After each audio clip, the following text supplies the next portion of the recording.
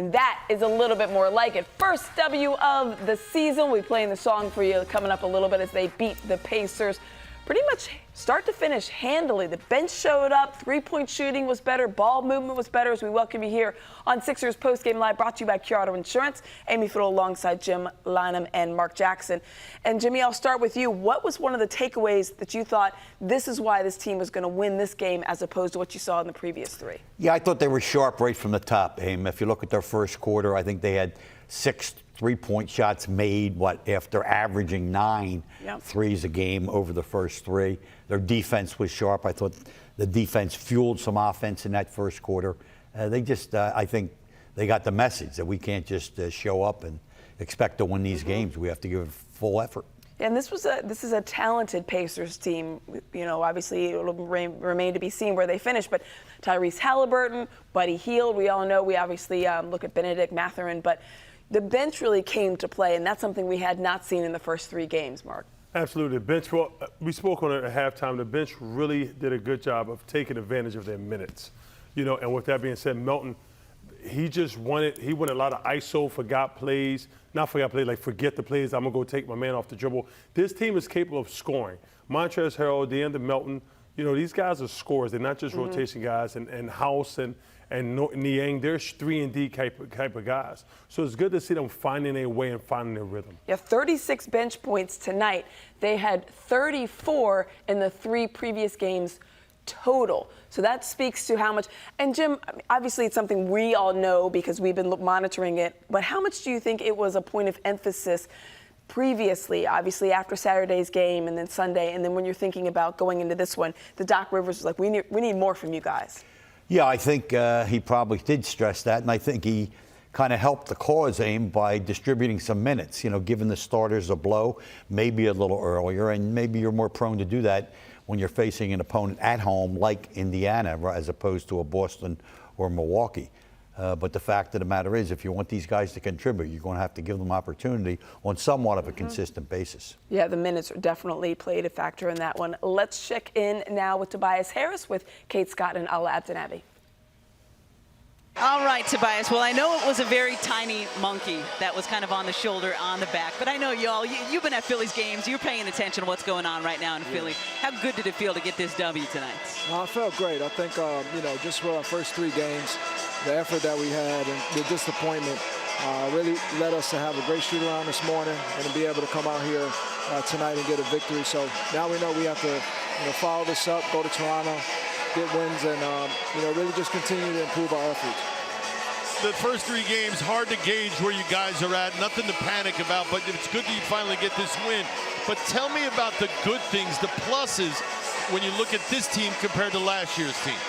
Well, I think, you know, if you just look at tonight, the ball was moving around. We had a lot more ball movement, multiple passes to get guys into rhythm shots. And obviously we was able to use the pick and roll to kind of, you know, get us going. James got it going in the fourth quarter as well. Was able to hit some big threes for us, expand the lead, and that's what it's about. So, you know, if you look at this whole group, we have a lot of depth. You know, and at times we got a lot of guys who can play multiple positions, so that's going to help us. Well, and we also got you, Tobias. 18 points, 8 rebounds, block, a steal. Why are you playing with such confidence right now? I'm just going out and doing my part, and that's to, you know, play the role and be a master at my role on the floor, and do whatever I can for us to win. And you know, I take pride in the work that I put in, and to be able to be confident and you know, space the floor, shoot the 3 ball, and you know, just do whatever I can that's necessary out there. Rebound, guard some of the best players on our opposing team, and you know, I just got to be a master at my role. As a consummate professional, how do you stay focused in a town that has got so many expectations piled on this team? Just keep working, work harder. You know, I think when you see the buzz around the city for sports, I honestly, you know, that's motivated for myself, our teammates. We want that same love, we want that same passion, and we know our fans bring it every single night, every day. We hear it, we see it, and we embrace it. So it just makes us work harder, and that's a must for us. We have to. Well, great work tonight, Tobias. Go grab that passport. We'll see you in Toronto. All right, see you. Oh, I love it, because we wondered how much they were aware of the winning that's going on here in South Philadelphia, and now the Sixers joining that party. We go back down to the floor at the Wells Fargo Center and welcome in Kate Scott and Alaa Abdelnaby. Tobias was there during this playoff run. I saw him Yep. in one of the suites for the Phillies win. So much fun to see and hear him say, listen, we know we want to get in on this. The energy is contagious, and now the Sixers have finally, kind of got that little bugaboo out of the way, and they can continue on now with their season and join the winning party, right, Kate? Exactly, Amy. And you heard Tobias at the start of his interview with us say, we had a very spirited shoot-around this morning, and Alaa and I are lucky enough that we get access to those shoot-arounds because the staff trusts us, so we're not going to tell you everything. But I'll just say, Alaa, in the year and a little plus now that I've been here, that was the most spirited of a shoot-around I've seen. So I know how upset everybody has been as a city that the Sixers started the season 0-3, but nobody was more upset than these guys because they know how good they can be. Well, again, we mentioned it just a little bit there in that interview. Expectations, and expectations can be heavy on some shoulders, and it kind of takes you out of sorts. So I think the right approach is to not think about it. Easier said than done, of course. But the idea is to just be plowing ahead, worried about what you're capable of doing. The old phrase, do your own job. Yeah, guys, I thought you mentioned it a couple times in your broadcast. The ball movement was noticeably better tonight. And as a result, you play with less turnovers, you get 25 assists, and oh, by the way, you got a lot of open threes. Yeah, I'm glad you pointed that out because I was just looking down, Coach.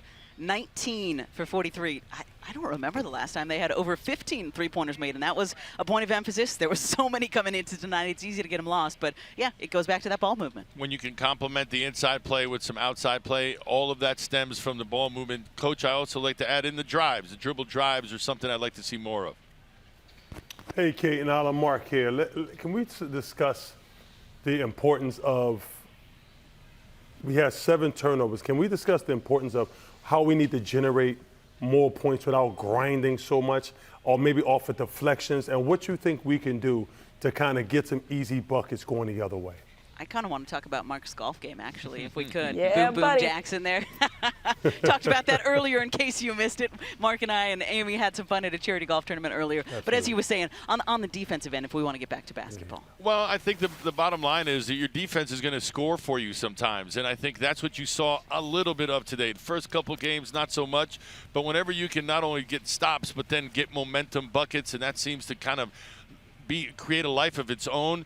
The 76ers had a little bit more of that today.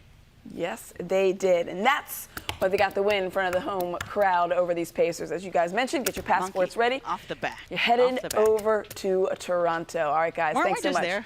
I feel like you were just there, but safe travels, regardless. Thanks, Amy. All right, guys. I want to talk about something that, Jimmy, you brought up was the ball movement, and Marc, you mentioned it as well.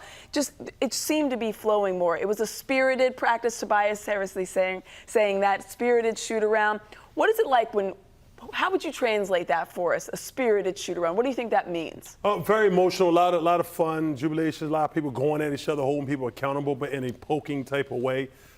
Spirited means we kind of relax, have fun, but also it's a little loud and a little relaxed, but also we able to come at each other and hold each other accountable, but in a poking way that is kind of in a positive way. Yeah, we heard after the Spurs loss that it was P.J. Tucker kind of being that spirited voice in the locker room saying, listen, we're not going to get handed these wins. We have to work hard for it. And you're seeing it. They worked hard and got the win tonight. Let's check out our Colonial Nissan game changer. That would be one James Harden. Did not get a 30-piece, but he came awfully close, also awfully close to a triple-double. He really seemed rejuvenated. He did not have a good game, Jimmy, against the Spurs. Obviously, in the beginning of the season, he did against the Celtics and the Bucks. But this was a vintage Harden, I thought, between passing and shooting. Yeah, he was very involved right from the start. I mean, he was 1 rebound away from a triple-double. I like the fact that he took what the defense gave him. I mean, if they were laying off, I think he's got to shoot that, that standstill three. He's a very good three-point shooter. Tonight he was a terrific three-point shooter. Made half plays like that, half his threes. If you're not guarded like that, shoot the ball. And this is what you want to see from him, where he's in the flow of the offense. He does dribble a lot, we know that, but it's the way that he does it. There is a method to his madness, Marc. It absolutely is. This guy's methodical, but he's very direct with what he want to do. Yeah. I'm going to get you off tilt right here. Bing pop. Hey, yo. Welcome to the league, young guy. Like, he's very direct what he does. He like, his handle sets up everything. He let you know, I'm going to set you up with this. I'm going to give you what I want you to have. Look at that bottom number right there. One turnover, 11 assists to 1 turnover. That's going to make a coach happy every day. See, and I think it's related, Aim. He has 18 field goal attempts, 10 of them are threes. Yeah. He's not dropping his head and driving into traffic when they're laying off him. If they're laying back and you want to score the ball, shoot the ball. If that means from a three-pointer, all the better for me. Do you think they're laying off him because they saw he'd been struggling from 3 the last couple of games? I think they're laying off him because, number one, if you lay off, you're inviting a guy to shoot the 3. And James Harden, career-wise, he's a better than average. I'd go a little further. I'd say he's a good three-point shooter. And if you know you're going to shoot 8 to 10 a game, I got news for you. He'll be even better. I think he's got to convince himself. Over the course of his career, Aim, this guy loves to penetrate for one real big reason. He can finish and score, yes. He gets fouled multiple times. He goes and gets double-digit free throws. He's not been the recipient of that kind of whistle. I think the refereeing has changed a little bit. They're not giving the drivers as much as they did in the past. Therefore, shoot more perimeter shots. Yeah, that's a good point. He's the last couple of years we've seen him obviously being able to maybe not take advantage of some of those generous whistles, but he's evolved his game in different ways. But you saw them being able to give him those three-point looks. Did that surprise you at all, Marc? It did surprise me. It surprised me that it did not surprise me to give it an open look. They were just trying something new, and James created a lot of those opportunities. Like they just said, okay, here you go. He made breakdown moves to create space. That's why he was open so much from the perimeter. Yeah, it was.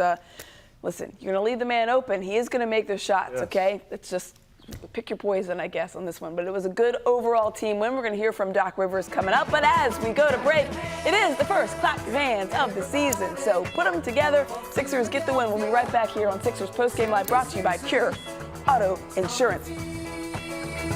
Everybody